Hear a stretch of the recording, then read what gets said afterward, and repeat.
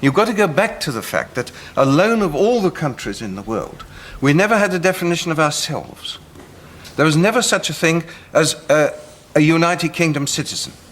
Unlike the United States, which has its own citizenship, France, Germany, we never had that. We were British subjects.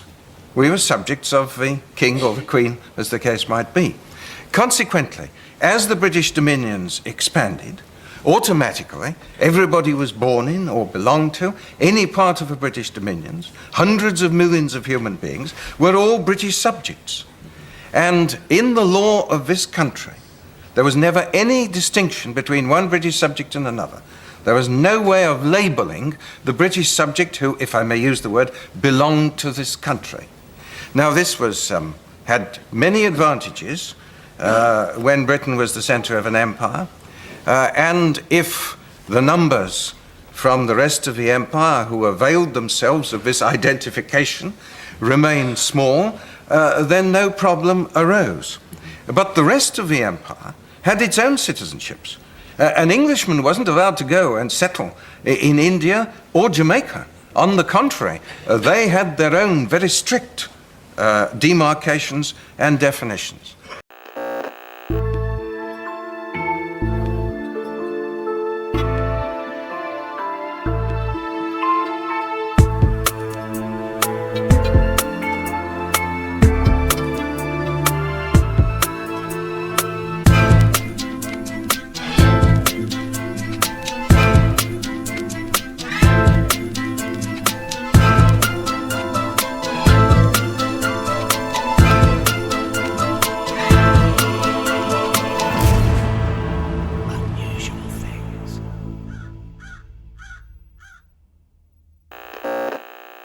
Good morning everyone, how you doing? It's Paul here from Unusual Things. Now this morning we are at Warwick Cemetery in the Midlands, of course.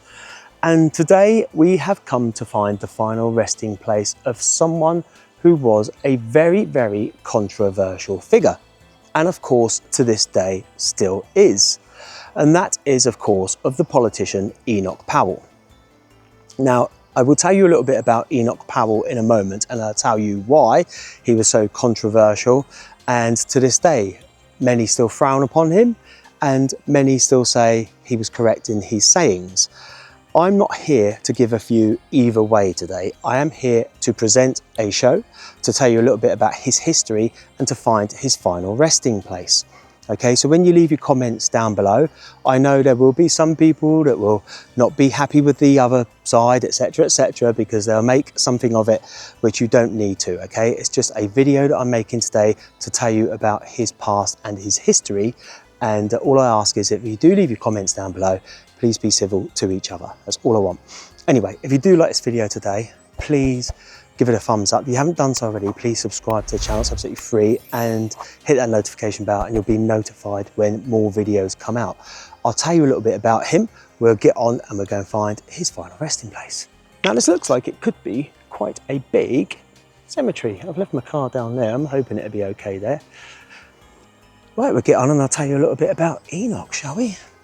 Enoch Powell remains one of the most debated British politicians of the 20th century, known for his towering intellect, fierce speeches and divisive views. His life spanned academia, military service and politics. Born 16th of June 1912, Stechford, Birmingham, England. Parents Albert Enoch Powell, schoolteacher, and Ellen Mary. He won a scholarship to King Edward's School in Birmingham. Later studied classics at Trinity College, Cambridge, excelling in Greek and Latin. Now, before the war, he was excelling in academia. He published scholarly works on ancient history, became a professor of Greek Sydney University at the age of just 25 and considered one of the most brilliant classical scholars of his generation. He was a very intelligent man, as we can gather.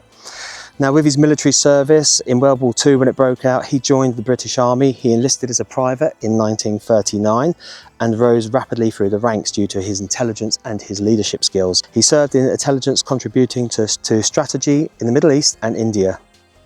By the time the war had ended, he was the rank of a brigadier. So that goes to show something about how well he'd done in the British Army as well. You know, you don't get to a brigadier very easily. It's not something that's just given to anyone. As you go in as a private, and you're not even an NCO before you can become an officer, so that's an amazing career that he's had there. Now, he entered Parliament in 1950 as a Conservative MP for Wolverhampton South West, and roles included Financial Secretary to the Treasury and later Minister of Health. Oversaw reforms in hospital management and planning as well.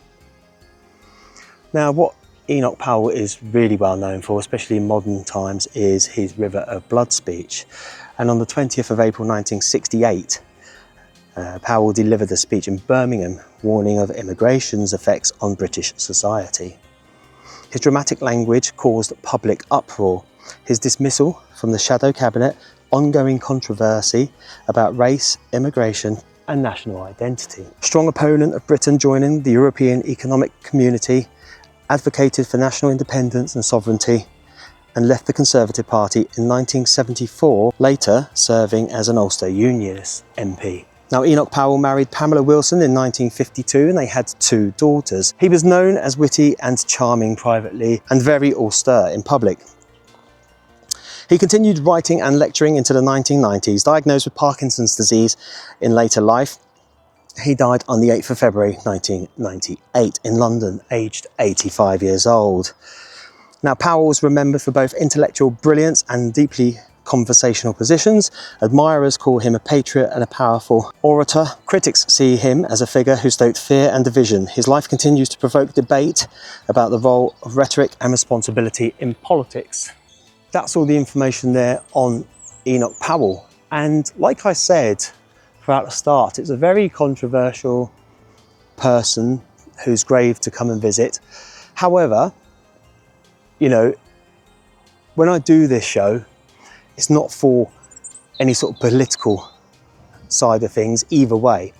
So it's not that type of show. I come here, I talk about each person in a fair way, and you know, I leave it down to you lovely viewers out there to discuss that in the comments. And like I said earlier, it'd be nice if people have conversations about their opinions, but let's not take it to the next level and get all insulty with each other and things like that.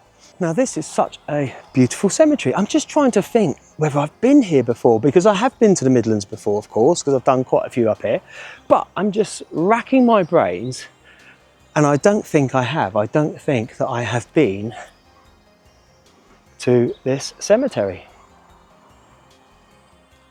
Okay, so I've been having a good look around, and you know what? I think I found it. Now, what we must remember, no matter what our political beliefs are and size and stuff, you know, he done a great job in the British Army during the war, so we have to remember that. Royal Warwickshire, in love and memory of John Enoch Powell, PC, MBE, 1912 to 1998, Fellow of Trinity College, Cambridgeshire, Royal Warwickshire Regiment, Member of Parliament, and his ever-loving wife, Margaret Pamela Powell, 1926-2017, devoted mother and grandmother. So there we have it, the final resting place of Enoch Powell. And what an amazing person he was for the British Army in what he did.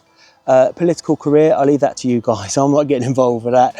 I'm not here for that, okay? I'm just here to come and pay my respects. But he is a prominent figure in history, and that's why I wanted to come to see his final resting place, because as well as famous people, singers, songwriters, actors, I very rarely do politicians, but I do the odd one, depending on what they did in their life and what their life entailed, really. And I think Enoch's life brought a lot of controversy and also a lot of thought to different people either way. So we just, out of respect, thank you, Enoch.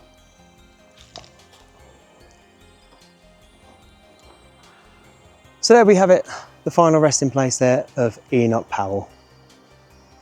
And like I said just then, no matter what your political beliefs are, it's I'm here to tell a story, because he had a big part of British history, not only with his war service, but obviously, of course, his speech, and which got not only himself into a lot of trouble, but also opened big debates. And I think it's really important that as a country we have debates, but it's important as well if everyone just keeps a level head, they watch their rhetoric and they just talk in a nice, I know we don't talk nice to each other, but if you talk into a, you know, adult way, okay, and those conversations can then maybe resolve and come to a conclusion on both sides where they can compromise and reach something where there's a happy medium.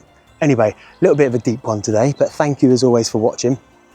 If you haven't done so already, please subscribe to the channel. It's absolutely free, does not cost you a penny. Hit the notification bell and you'll be notified. Lots of bugs again as always.